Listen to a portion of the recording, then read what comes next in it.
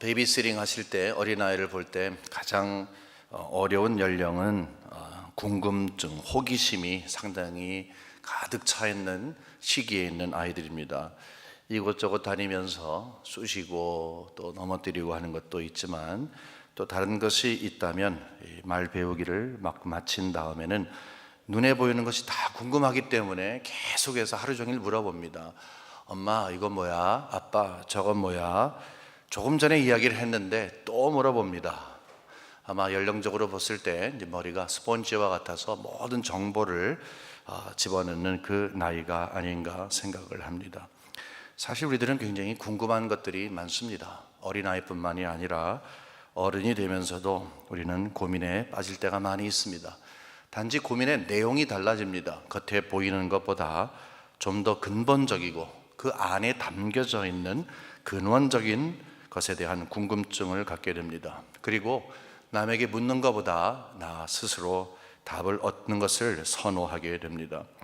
그래서 산다고 하는 것이 무엇이냐라고 했을 때 여러 궁금증들에 대한 질문을 가지고 또 거기에 대한 답을 얻는 것의 반복이다라고 이야기를 해도 큰 무리가 아닌가 생각을 합니다. 제가 중학교 2학년 때 일이었습니다. 김영수라고 하는 아이와 짝꿍을 했습니다. 그 친구와 엄청나게 친해서 이제 저희 집에서 하루 또 그 집에서 하루 이런 식으로 오가면서 지내는 아주 친한 친구였습니다. 그 친구는 수학을 굉장히 잘했던 수재였습니다.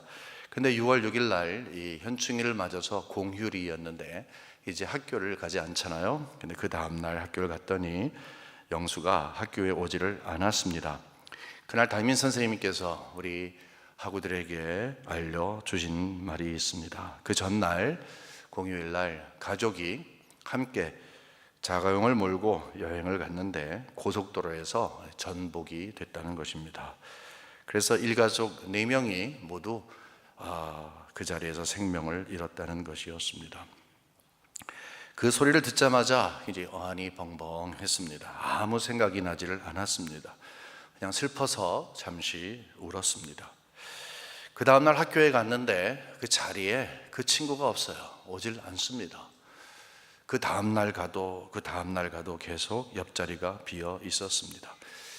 재미있고 즐겁게 장난하면서 정말로 이 다음에 우리가 커서 뭘 할까라고 할 때 이제 같이 할 것들을 구상을 하면서 참 개구진 모습으로 우리는 같이 놀았는데 그 친구가 잠시 없어진 것도 아니고 이사를 간 것도 아니고 이 세상에서 이제 영원히 없어졌다라고 하는 그 생각을 갖는데 그 느낌이 너무 생소했습니다. 이런 상황을 통해서 제게 평상시 갖고 있지 않았던 심오한 질문을 갖게 했습니다. 죽음이라는 것이 무엇인가? 왜 사람은 죽지? 중학교 2학년밖에 되지 않았지만 그때 이런 질문을 가질 수밖에 없었습니다. 물론 동시에 제가 인정해야 할 것은 쉽게 답을 찾을 수 없었기에 더욱 혼동스러웠고 도리어 그 질문은 다른 질문을 갖게 했습니다. 산다는 것이 뭐지? 내 생명은 뭐지? 이 질문을 그때서부터 시작을 했는데 아마 평생토록 그 질문을 해온 것 같습니다. 산다는 것이 뭐지? 내 생명은 과연 어떤 것이지? 항상 있었다고 하지만 생각나는 몇 번의 순간들이 있었습니다.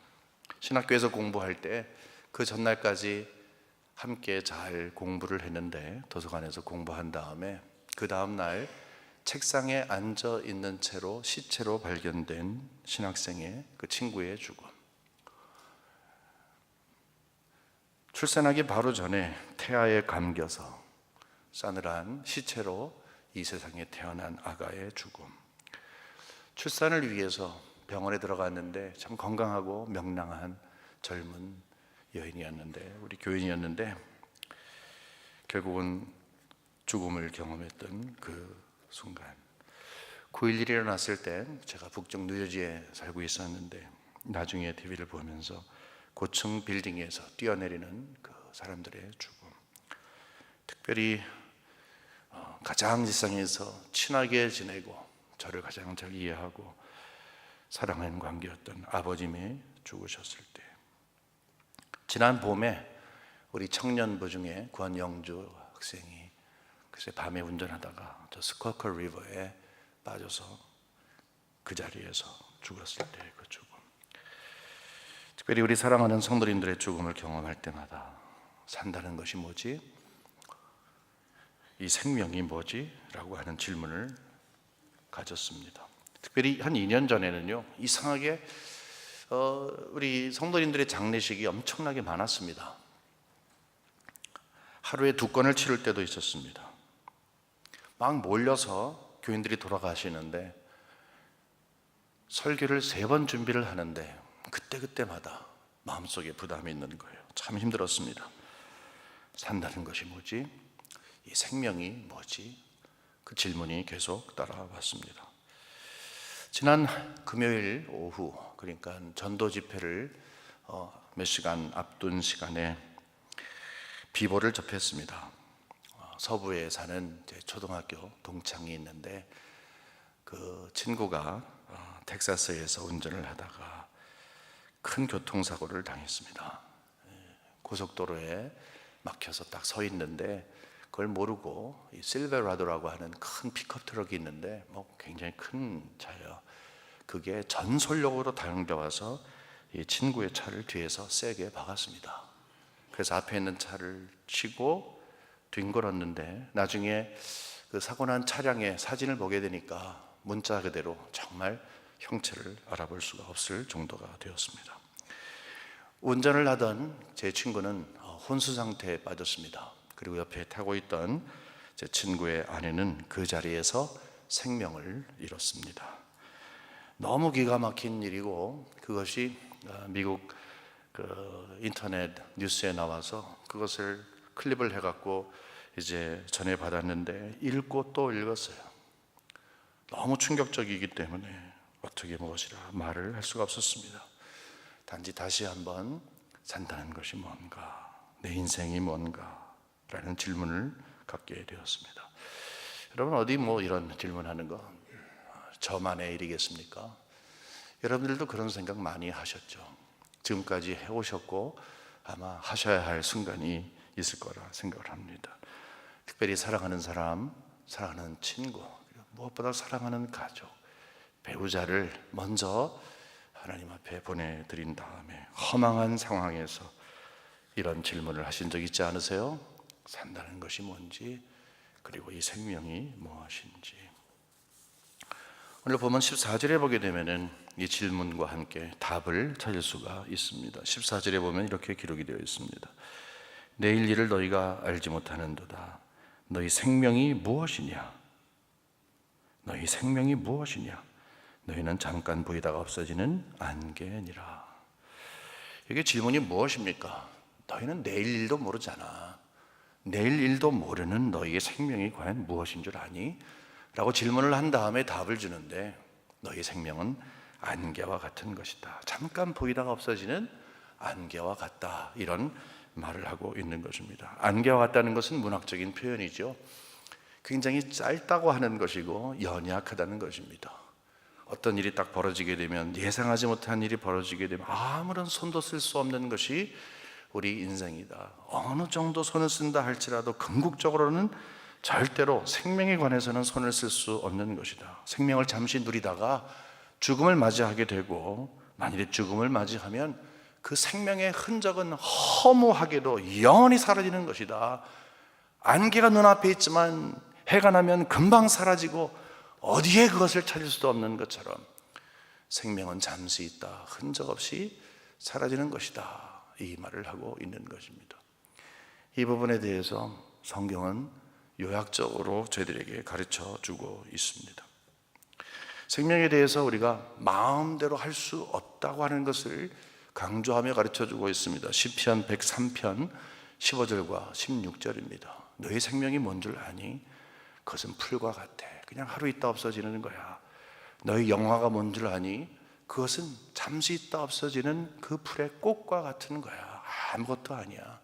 바람이 불면 쑥 하고 사라져 버리는 것 같고, 그 있던 자리조차 완전히 없어지는 그것이 바로 인생이야 라고 저희들에게 분명하게 이야기를 해주고 있는 것입니다. 생명은 내 것이 아니라는 것이죠. 생명은 주어진 것입니다. 요즘은 배터리를 다 충전해서 사용하지만 충전하지 않았을 때 크던 작던 간에 배터리를 다 사용하면 쓸모가 없기 때문에 휴지통에 가는 것처럼 우리는 우리의 생명이 주어지는 그만큼 살다가 이제 생명이 다하면 그냥 흙으로 들어가는 것이고 한 줌의 흙으로 변할 수밖에 없는 것이다 하는 것입니다. 그냥 조용히 사라지는 것입니다. 지난 금요일 비보를 접한 우리 친구들이 서로 위로를 하면서 시간을 보냈습니다. 특히 카톡방에 서로가 서로를 위한 기도와 함께 참 가급적이면 어떻게 그 슬픈 마음을 위로할까 하는 노력을 하는 모습을 봤습니다. 그런데 어떤 친구가 좋은 글을 하나 올렸어요. 그 제목이 뭐냐 하면 잠시 빌려 쓰는 인생이라는 것입니다. 그 내용을 깊이 보니까 약간 불교적인 요소가 있지만 그런 부분을 제외하면은 굉장히 참 좋은 글이다 생각을 해서 일부만 여러분께 소개해 드리도록 하겠습니다. 지금 내가 가지고 있는 모든 것들은 정말 내 것이 아닙니다. 살아있는 동안 잠시 빌려 쓸 뿐입니다. 죽을 때 가지고 가지 못합니다. 나라고 하는 이 몸도 내 몸이 아닙니다. 빌려 쓰는 것이니 언젠가는 되돌려 줘야 합니다. 빌려 쓰는 것에 너무 집착하지 말아야겠습니다. 잠시 빌려 쓰는 인생이라는 것을 이야기하고 있습니다. 그러므로 삶에 너무 집착하지 말라 하는 것입니다. 여러분 혹시 생명보험 들으셨습니까? 왜 생명보험을 들으셨어요? 죽음이 가져다주는 불안 때문에 그것을 이기기 위한 것입니다. 생명보험을 가지고 있는 것은 그 불안을 극복하기 때문인 것입니다. 하지만 여러분 아시죠? 생명보험은 다른 보험과 다릅니다. 차 보험은 사고 난 다음에 그것을 고쳐줘요. 화재 보험은 불난 다음에 그것을 다시 보상해 줍니다. 하지만 생명보험은 자기 것이 아니에요. 죽은 사람은 아무런 상관이 없고 산 사람이 가져가는 것이 바로 생명보험인 것입니다. 생명보험으로도 이 잠시 빌려 쓰는 인생의 근본적인 문제를 벗어날 수가 없는 것입니다. 그렇기 때문에 생명보험보다 더 좀 실질적으로 내일을 준비할 수 있는 것은 오늘을 성실하게 사는 것입니다. 아주 성실하게 사는 것입니다. 여기 보면 13절 보게 되니까 이런 말씀이 있어요. 들으라, 너희 중에 말하기를 오늘이나 내일이나 우리가 어떤 도시에 가서 거기서 1년을 머물며 장사하여 이익을 보리라 하는 자들아 라고 했어요. 이 야고보가 쓴 이 편지를 받았던 성도들 가운데 많은 수가 한 1년 정도를 단위로 해서 이곳저곳 다니면서 이 장사를 했던 분입니다. 그런 환경에 놓여졌던 사람들입니다. 이 사람들은 멍청한 사람들이 아니라 굉장히 성실했던 사람들입니다. 나름대로 자기들이 노하우를 가지고서 어떻게 하면 이 장사를 해서 이익을 얻을 수 있을까 최선을 다해서 살았던 사람들입니다. 막 사는 사람들이 아니었습니다. 근데 그들을 향해서 맨 처음에 들으라 라고 이야기를 합니다. 들으라 라고 이야기하는 것은 마치 구약시대에 선지자가 하나님의 마음을 받은 그 말을 가지고 이 백성들에게 막 전할 때에 맨 처음에 들어라 라고 한 말과 거의 유사한 말입니다. 그들에게 급히 이야기하는 것이고 신중하게 이야기를 한 것입니다. 너희들 지금 육하원칙, 언제 어디서 누가 무엇을 어떻게 왜 육하원칙에 의해서 지금 장사해서 이윤을 남기려고 하지. 참 수고 많다. 정말 수고 많다. 그러나 너희들 이 문제만은 반드시 알고 지나가야 한다. 너희들 내일 무슨 일이 있을 줄 알아? 너희들 분명히 내일 어떤 일이 있을 줄 알아? 생명이 뭔 줄 알아? 안개와 같은 거야. 이 말을 하고 있는 것입니다. 여러분, 우리는 내일을 위해서 계획을 해야 합니다. 반드시 해야 합니다. 계획 없이 막 사는 것은 잘못 사는 것입니다. 1년의 계획을 갖는 것, 5년 뒤, 10년 뒤 은퇴한 후의 계획, 심지어는 여러분께서 장례를 어떻게 할 것인가, 내 무덤을 어떻게 할 것인가까지도 여러분이 계획하시는 것이 정상적인 것입니다. 하지만 앞으로 1년 뒤, 5년 뒤, 10년 뒤를 계획한다 할지라도 반드시 기억해야 할 것이 있습니다. 내가 계획한 대로 다 모든 것이 되는 것이 아니라는 것입니다. 나는 5년 계획을 했는데 하나님께서 2년 뒤에 불러갈 수도 있어요. 다음 달 것을 계획을 했는데 다음 주에 불러갈 수도 있어요. 내일 것을 계획을 했는데 오늘 불러갈 수도 있습니다. 우리는 이렇게 한계를 가지고 살아가고 있는 거예요. 생명을 잃으면 모든 계획과 그 계획 속에서 얻으려고 하는 것을 다 잃어버릴 수밖에 없다는 거예요. 생명이 그만큼 중하다 하는 것입니다. 누가복음 12장에 보게 되면 예수님께서 비유로 말씀하시는데 어리석은 부자에 대한 말씀을 하십니다. 어리석은 부자예요. 근데 어리석은 부자는 참 성실했던 사람입니다. 열심히 일을 했던 사람입니다. 정말로 최선을 다해서 농부였는데 글쎄 곡식을 잘 갖고 와서 또 추수를 잘 해가지고 지금 있는 창고가 모자라서 더 많은 것을 넓혀서 거기에 가득 채웠습니다. 여러분, 이것은요, 잠 못 자고 또 먹지 못하고 최선을 다해서 성실하게 일했던 사람이라는 거예요. 이제 다 마쳤습니다. 이제는 좀 쉴 때가 됐어요. 좋은 거 먹고 마시고 조금 쉴 때가 됐다. 이제 그렇게 하자라고 할 때에 글쎄 일이 생긴 것입니다. 여러분, 이것은 사실 당연한 일입니다. 노력을 했는데 나중에 쉬어야죠. 잘 쉬어야지 그 다음 해에 또 다시 일을 하지 않겠습니까? 근데 왜 이런 사람을 어리석다 하는가? 제가 봤을 때는 박수 쳐주고 정말 훌륭한 사람이기 때문에 정말 훌륭한 농부상이라도 줄 만한 사람인데 왜 그런가? 왜 무엇 때문에 이 사람이 어리석었는가? 그것은 바로 누가복음 12장 20절에 이렇게 설명이 되어 있어요.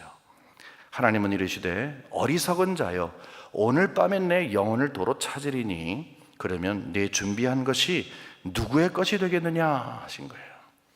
수고했다. 그렇지만 제가 지금 누리려고 하지, 이 누리려고 하는 것, 만일에 오늘 밤에 내 생명이 끝나면 그 누구 거니? 창고에 아무리 가득 있어도 그 네 거 아니야. 다른 사람에게 주고 가는 거야. 이 말을 하는 거예요. 힌트를 받습니다. 그것이 무엇입니까? 이 어리석은 농부는 생명에 대한 심각한 고민이 없었다 하는 것입니다. 자기 생명에 대한 심각한 고민이 없었다는 것입니다. 비즈니스에 대해서, 그리고 비즈니스로 통해서 이윤을 얻은 것에 대해서 너무나 그 누구보다도 확실하게 계획하고 똑똑하게 실행을 했지만 생명에 대한 심각한 고민이 없었다는 것입니다. 그냥 생명은 유지되는 것, 내가 내 생명을 끌고 가면 되는 것처럼 생각을 했다 하는 것입니다. 이것을 지혜롭지 못한 사람이라고 이야기하는 거예요. 그러면 지혜로운 사람은 어떤 사람입니까? 15절에 보게 되니까 이런 말이 있어요. 너희가 도리어 말하기를 주의 뜻이면 우리가 살기도 하고 이것이나 저것을 하리라 할 것이거늘. 이 한글 성경에는 그 강조점이 잘 나타나 있지 않지만 여러분 영어만 보셔도 이렇게 된 거예요. 그 반대로 인생은 이렇게 안개 같지만 그 반대로 You ought to say, you must say. 너희들이 이렇게 이야기해야 된다. 하나님께서 뜻만 갖고 계시면 내가 이것도 하고 저것도 할 수 있도록 그렇게 고백을 해야 한다. 그것이 바른 인생관이다. 바른 생명관이다. 그 말을 하고 있는 거예요. 무엇입니까? 지혜로운 사람은 뭐가 다릅니까? 생명은 안개와 같다. 흩어지는 것이다. 잠시 왔다 가는 것이다. 이것은 세상 사람들의 지혜로도 알 수 있는 것이지만 거기에 묶여 있으면 안 된다. 그것이 모든 것이 아니라는 거예요. 그 생각에 사로잡혀 있지 말라는 거예요. 내가 생명의 주인이 아니라고 하는 것을 인정한다면 그러면 더 깊은 질문을 가지라는 거예요. 그러면 내 생명은 누구에게 속하냐는 거예요. 누가 내 생명의 주인이냐 하는 거예요. 분명히 어디에가 있어야 되는데 이 생명이 나에게 오고 분명히 가져가는 이 상황 가운데에서 생명의 주인이 누구냐 하는 심각한 고민까지 가야 된다는 거예요. 그리고 그 주인을 찾으면 주인으로 인정하고 믿고 고백하라는 거예요. 여기서 보게 되니까 우리가 고백해야 할 것은 주시라면 그분은 바로 우리 하나님이십니다. 여러분, 우리 생명의 주인은 하나님이신 것을 믿으시기를 주님의 이름으로 간절히 축원합니다. 여러분, 지난주에 한 주간의 삶을 돌아보십시오. 여러분 바쁘게 사셨죠. 또 정말 최선을 다해서 사셨죠. 우리 이민 생활 쉽지 않습니다. 녹록하지 않습니다. 그런데 그 모든 과정 가운데에서 여러분 정말로 하나님이 내 주인이 되신다, 내 생명은 하나님께 속해 있다라는 것을 생각하시든지 고백하신 적이 얼마나 있으십니까? 내가 지금 여기서 하고 있는 모든 것들은 다 하나님께 속해 있기 때문에 라고 하며 그 하나님을 인정하신 적이 있으십니까? 그것이 바로 여러분의 신앙의 현 주소인 것입니다. 여러분은 어리석든지 아니면 지혜로운 사람이 되는 것입니다. 나는 성실하게 최선을 다해서 열심히 살고 있습니다. 예, 그러나 어리석은 열심으로 살아가는 사람이 될 수 있어요. 어리석은 농부처럼 될 수가 있는 것입니다. 하나님을 중심으로 살지 못한다고 하면 그 모든 것들은 다 어리석은 것이기 때문인 것입니다. 그러므로 우리가 신앙 안에서 분명히 해야 할 것이 있어요. 이것이 신앙의 출발점일 수도 있습니다. 여러분이 신앙이 흔들릴 때 여러분을 붙잡아주는 것일 수가 있어요. 그것은 내 생명의 근원이 바로 우리 하나님이신 것을 분명히 믿는 것인 것을 우리가 하나님 앞에 고백하는 성도가 되시기를 주님의 이름으로 간절히 축원합니다. 여러분, 창조물은 다 신비해요. 하나님이 창조하신 거 얼마나 신비합니까? 저는 유난히 자연을 좋아합니다. 꽃보기를 좋아하고요. 이상하게 자연과 접하게 되면 참 마음이 포근해집니다. 거기는 다 생명이 있어요. 영원한 것이 없어요. 그것이 꽃이든 나무이든 동물이든 심지어는 우리 사람이든 모두가 다 너무너무 신비하고 아름답고 참 귀하지만 모든 것들은 다 생명의 한계가 있어요. 창조물이라는 것이죠. 창조주가 있다는 것이죠. 생명을 창조물에게 창조주가 되신 하나님이 선물로 주셨다는 것이죠. 나에게 내 생명을 주신 분은 부모님이세요. 부모님이시지만 거슬러 올라가고 또 올라가면 겨우 하나님께서 흙으로 인간을 창조하시고 후 하고 생명을 불어넣으신 그 순간 우리 인간은 창조가 됐습니다. 우리 인생의 주인공, 우리 삶의 주인공, 우리 생명의 주인은 바로 하나님이신 것을 우리는 믿어요. 그런데 예수 그리스도를 통해서 우리가 하나님과 동떨어진 관계에 있다가 하나님과 교제하기 시작을 하면서 수많은 변화들이 생기잖아요. 수많은 변화들이 생기는데 그 중에 우리는 새 생명을 얻게 됩니다. 무엇입니까? 이제는 하나님을 떠나 살았지만 이제는 생명의 주인 되신 하나님과 아름다운 교제를 하면서 생명의 주인을 제대로 만난 것이죠. 그전에는 내가 내 주인인 줄 알고 살다가 그리스도를 통해서 그게 아니구나, 내 생명의 주인은 바로 하나님이시구나 하는 이 사실을 깨닫고 고백하게 되는 것이죠. 이전에는 하나님을 떠난 상태에서 모든 것들을 계획하는 어리석은 사람이었지만, 아주 성실하게 살아도 아직 어리석은 상태에 있지만, 부족해도 아무것도 아닌 모습이어도 예수 그리스도 안에서 하나님과의 관계를 가지며 내 삶의 주인은 하나님이십니다 라는 고백을 하며 내가 하나님을 중심해서 살아가게 될 때 그것이 은혜인 것을 깨닫게 되는 것이죠. 만일에 여러분이 어떤 계획을 하실 때에 나의 중심이 아니라 나의 경험의 중심이 아니라 하나님을 중심하여서 계획한다면, 그리고 하나님께 모든 것을 맡기는 가운데 그 일을 실행한다면 여러분 하나님의 은혜를 제대로 이해하신 분입니다. 하나님 떠나 있던 우리가 하나님의 은혜로 하나님 안에 들어와서 받아 누리는 은혜 가운데, 심지어는 내 생명도 하나님의 것인 것을 고백하기 시작하면서 우리는 바울의 고백과 마찬가지로 내가 죽으나 사나 다 하나님의 것입니다. 내 생명은 주님께 있습니다. 주님께서 나를 살리셔도 좋고 죽이셔도 좋고 가난에 처하게 하셔도 좋고 부하게 하셔도 좋고, 하나님의 계획 가운데 있다면, 하나님의 계획 가운데 있다면 괜찮습니다. 그것을 고백할 수 있게 되는 것입니다. 오늘 지난주에 사고당한 우리 친구의 아내가 장례식을 하는 날입니다. 혼수 상태에 빠져있던 제 친구가 조금씩 의식을 찾고 있다는 말을 전했는데, 이제 어느 정도 말은 못하지만 알아듣는 지경이 됐대요. 깨어난 다음에 손짓 발짓 다 해가지고 아내를 찾았대요. 그래서 가족과 우리 친구들이 함께 이거 어떻게 되냐, 알려줘야 되냐. 그런데 아주 강한 친구이기 때문에 믿고 이제 찬찬하게 이야기를 해서 먼저 세상을 떠난 것을 이야기를 했대요. 그랬더니 조용히 누워서 눈물을 흘렸다고 합니다.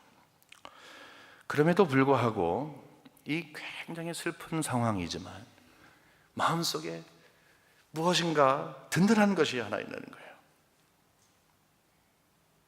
왜냐하면 세상 사람 같으면 이제 안개와 같아서 모든 것은 푸 하고 없어지지만, 그 생명이 하나님의 손에 있기 때문에, 주인 되신 하나님의 손에 있기 때문에 안개와 같이 사라지지 아니하고, 그렇게 바라던 천국에 가서 하나님과 영원히 살 것을 믿기 때문에 그렇습니다. 그것만이 유일한 소망이 되는 것입니다.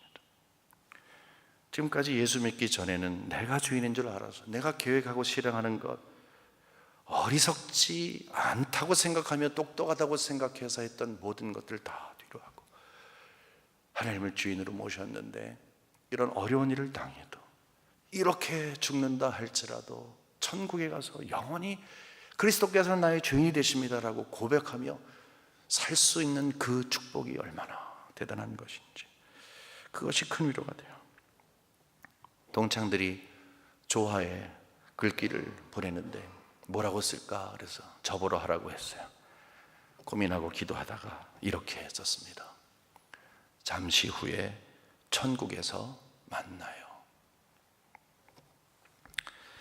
여러분, 우리는 잠시 빌려 쓰고 있는 인생을 살고 있어요.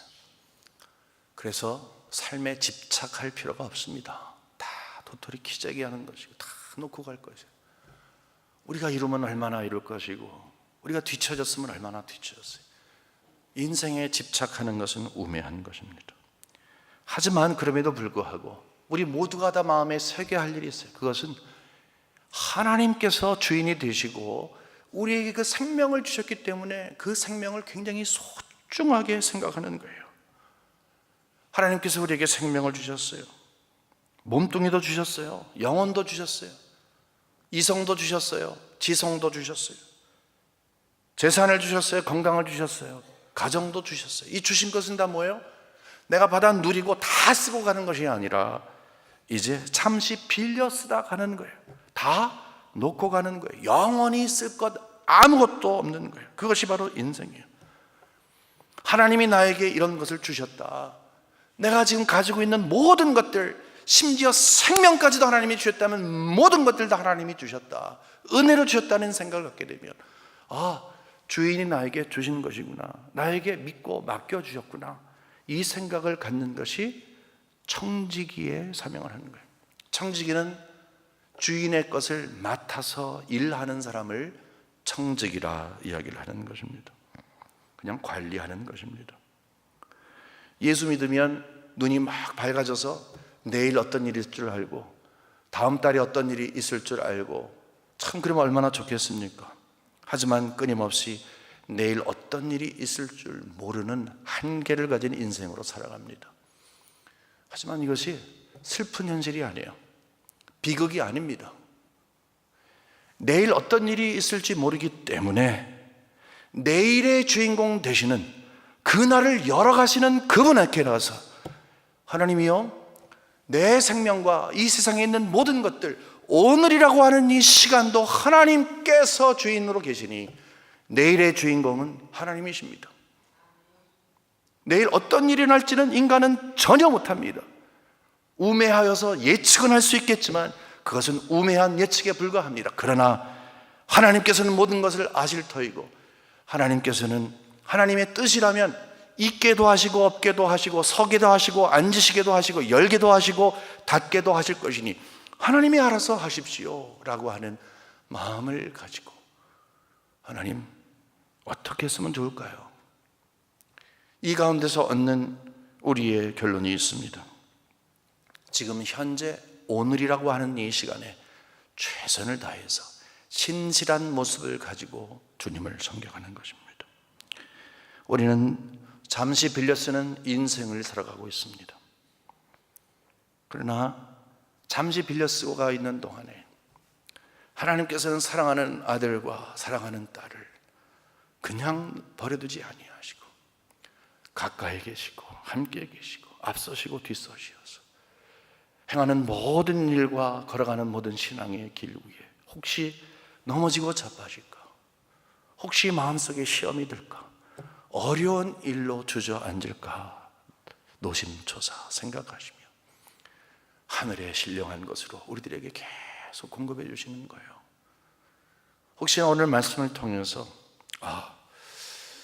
내가 몰랐었는데 이 인생이 참 이런 것이구나, 또는 내가 알았는데 여기 해법을 찾았구나, 안개와 같은 그것만이 아니라 내 주인을, 이 주인 되시는 분을 정말 내가 모시고 살아야 되겠구나, 내가 하는 모든 계획의 중심에 하나님을 둬야 되겠구나 라는 그런 마음을 하나님이 주셨으면, 여러분 그 하나님께서 허락하시는, 하나님만 허락하시는, 하나님께서만 주실 수 있는 하늘의 평강과 위로로 가득 채워주시는 여러분의 신앙의 길이 되시기를 주님의 이름으로 간절히 축원합니다.